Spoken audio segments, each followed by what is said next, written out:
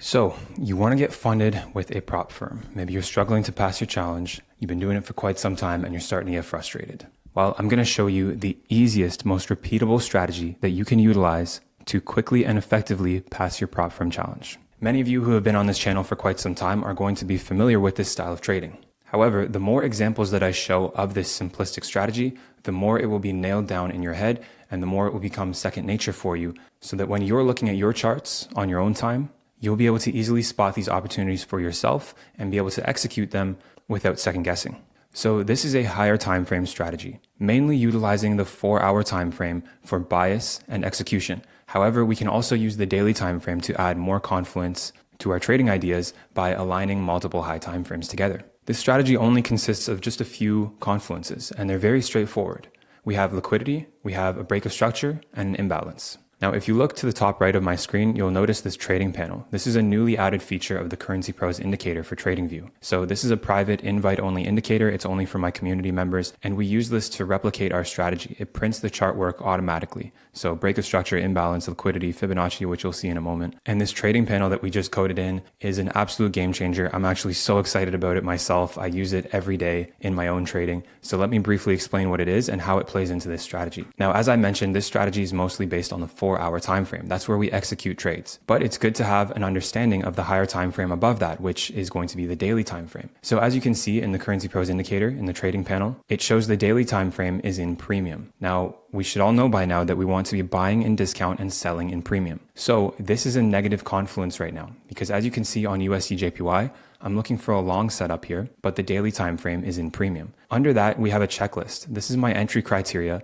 and there's a trade score that calculates all of these things together to basically grade the health of this trading idea. Now, the first line on this checklist is higher time frame alignment. So I've already established that unfortunately in this trade setup, I don't have higher time frame alignment. So let's open up the settings, scroll to the bottom where the trade panel is, and uncheck the higher time frame alignment. Now, as you can see, there's an X where the green check used to be, showing that I'm missing one component of my entry criteria, and that brings the trade score down to 75. So this doesn't necessarily mean that it's going to be a bad trade. It's just a slightly reduced probability of success. So then it's up to me to decide whether or not I want to risk my capital on a trade that is not necessarily an A+ setup. Rather than being a 100 trade score, it's now a 75 trade score. However, let's go over the rest of the entry criteria here. Next up on the list is a liquidity sweep. Well, we can see that the Currency Pros indicator prints that for me automatically. So I can see that there is a clear sweep of sell side liquidity prior to this very impulsive bullish move to the upside. Now, next on the list is break of structure plus imbalance. Well, we can clearly see that too. The Currency Pros indicator is showing a very distinctive break of structure right here, breaking past this previous high, and this impulsive break of structure left behind imbalance, which is annotated by this little gray box next to the bullish candle. Now, if I pull up the indicator settings, I can, of course, extend that gray box. I can make it as large as I want, really, but on my charts, I prefer to keep things very minimalistic, so I'm going to turn all of this off. Now, while I'm in the indicator settings, I'm going to enable the Fibonacci tool so that it'll show me the current Fibonacci retracement of the current trading range. And that is, of course, the next entry criteria on my list, 71% retracement. So I want to briefly discuss the meaning behind this. I get asked very frequently, why do I choose the 71% retracement? If you're familiar with the Fibonacci sequence, which is not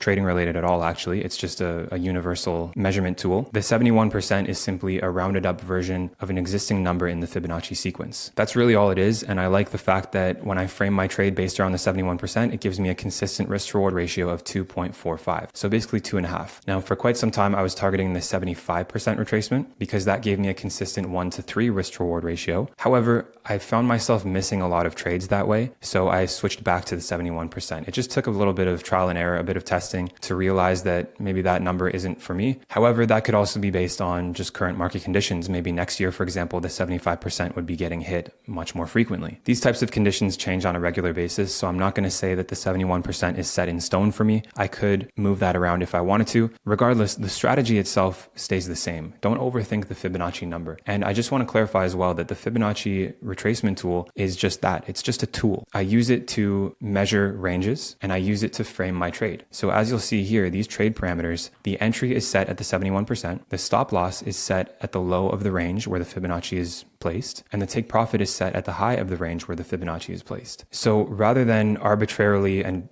subjectively targeting future areas of price, I would rather just target the path of least resistance, which is setting my take profit at the high of the range, because if my bias is correct, then that high is likely to be taken out. And I like to place my stop loss at a point of invalidation. So of course, if price trades below this low, that would make a break of structure to the downside, which means price may be turning bearish, which means my bullish trade idea was clearly invalid. So that's really why I choose the Fibonacci tool to frame my trades. I used to trade based off of imbalances and order blocks, but now I just simply use those things as confluence to my overall trade idea, rather than entering on them and framing my whole trade parameters around them. Now, that's enough rambling about this trade setup. Let's play price forward on TradingView's replay mode and see how this one turned out. So as you can see, the trade was activated right there with very minimal drawdown, and then price went almost directly towards the take profit fairly quickly. So keep in mind, this is on the 4-hour time frame. Now I'm going to get the measurement tool out here and drag it from the moment that this trade was activated to the moment it was ended. And it is 4 days and 8 hours. Okay, so just over 4 days of hold time. Now, if you're more experienced in scalping or day trading, this might seem like a big deal to you. You might say to yourself, well, 4 days, like I'm going to incur so many swap fees and my patience is going to be tested. Like, how do I do this? It's my philosophy that less is more in trading. And that's why I prefer this higher time frame strategy over anything else. Because trading in this way allows you to focus on other things in life, which in turn allows you to not micromanage your trading. And honestly, one of the biggest pitfalls for day traders is micromanaging their trading, whether that be aggressively managing the stop loss or taking too many partials, or just in general overthinking what's happening in front of them. Because when you're staring at the chart and watching these candles develop in real time, it plays with your emotions. Like, we're humans. It's just part of our nature. We're looking at it. We're thinking,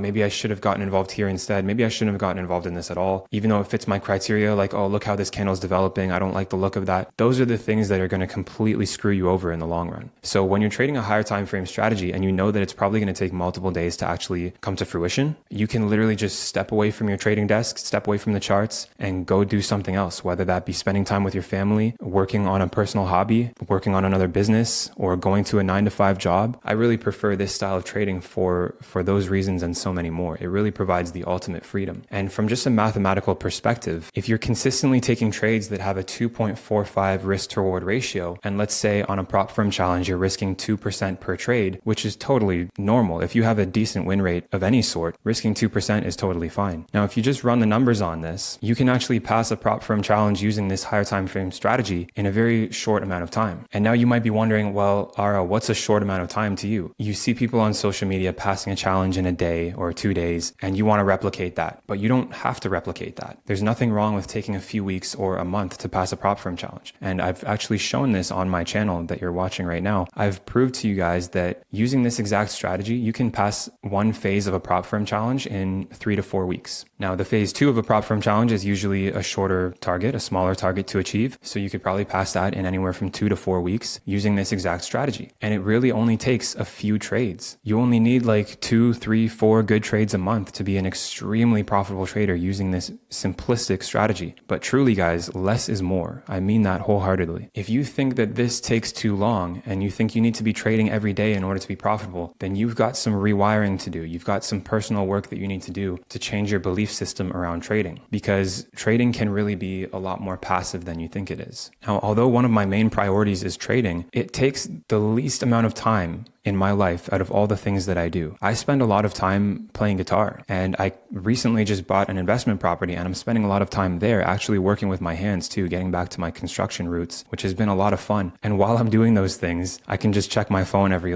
hour or two and just monitor my position. And it truly is passive. It doesn't even feel like I'm trading sometimes. And that's the beauty of it. Broker-backed prop firms are an exciting new development in the trading space. After dealing with the drama and headaches of firms switching between brokers, back-end tech, and trading platforms, I'm relieved to start a new funding journey with a firm that stands out beyond the rest. Think Capital, backed by Think Markets with 15 years of experience in the trading space, is making a big impact with simple challenge configurations and easy to achieve targets. They accept US traders, offer balance-based drawdown, 8% profit target for phase 1, and 5% profit target for phase 2. You can even withdraw your funded profits directly to your Think Markets personal trading account. The best part is they're integrated with both TradingView and MetaTrader 5, so you can take your pick of which reliable platform you'd like to trade on. I'm very grateful to be able to partner with Think Capital to offer anyone watching this video a 15% discount by using my exclusive code. Head over to the description of the video to find the link and discount code to sign up today. Now, going back to the checklist here, I just wanted to talk about a few more things. So regarding the trade score of 75, this is basically like taking a B+ setup instead of an A+ setup. Well, then maybe instead of risking 2% per trade, you could risk 1%, and then maybe only risk 2% if every single line of your checklist is taken care of. The reason we introduced this higher time frame reference and trading checklist is to help our community members take only the best setups, or at the very least, know what they're getting involved with. Because sometimes when we're just relying on our memory and looking at the charts, our emotions play tricks on us, and maybe we'll convince ourselves that a position is something that we want to be taking while we're subconsciously ignoring a big red flag. So this checklist is an accountability tool, really. And the fact that you have to open up the settings and go to the checklist and manually check each box, that's actually, I think, a very beneficial thing. On TradingView, you can't have an indicator on the chart where you can interact with it like literally on the chart. So you have to pull up the settings. And I honestly look at that as a really good thing because it just forces that discipline. Like I have to check these boxes. And if this isn't displaying, then I have to uncheck it. And I have to see that big, ugly red X on my chart. And that's a constant reminder that this is not an A+ setup. It could still work out, but maybe I need to manage my risk accordingly based on that missing piece of criteria. So I really hope you guys enjoyed this video. I hope it provided a lot of valuable insight into how you can pass prop firm challenges. I know that it's a huge topic of discussion nowadays. Well, it has been for quite some time. I've honestly always been an advocate of growing a personal account for various different reasons. I think it's much more beneficial than focusing on prop firms. I've been a trader now for almost 7 years. So when I first started trading, prop firms weren't really a thing, or at least in the sense that they are today. So my priority has always been growing personal capital. If you guys want to see a video on the benefits of growing a personal account versus trading with prop firms, then definitely let me know in the comments down below. I'd be open to creating a video like that to highlight some of the pros and cons. But regardless of any cons that I could discuss regarding prop firms, I still think it is an extremely beneficial endeavor because it allows you access to capital that you would not have otherwise had. It's an easier barrier to entry into the trading space. And, for $500, for example, you can buy a $100,000 trading account and make the kind of profits that you would if you actually had $100K in a personal account. So it's extremely beneficial in that sense. There are, of course, pitfalls to it as well, but for the most part and for the vast majority of traders in the world, it's extremely beneficial. So rather than torturing yourself on the 1 minute or the 5 minute time frame, trying to scalp every session and making your hair fall out, just give this strategy a try. Try it for a month, try it for 2 months, try it for a quarter. Journal your results and analyze those results to see if this is really working for you. I don't want you to take my word for it. We all have access to the same data on TradingView, so you can literally open up your charts and see these kinds of things for yourself. The setup that I showed you today plays out almost every week amongst all of the Forex pairs and many other assets as well. A lot of our community members actually trade crypto and futures and commodities and stocks with this exact same strategy. So although I'm predominantly a Forex trader, it doesn't have to be contained just to that market. So give it a shot. Let me know how you like it in the comments down below. Hopefully I've provided lots of value for you today. My goal is to help as many traders as I can, providing education and tools to make the trading journey easier for people. Things that I wish I had when I first started trading. So I hope that I've accomplished that for you here today. And if you enjoyed this video, please like, comment down below, and subscribe for more content.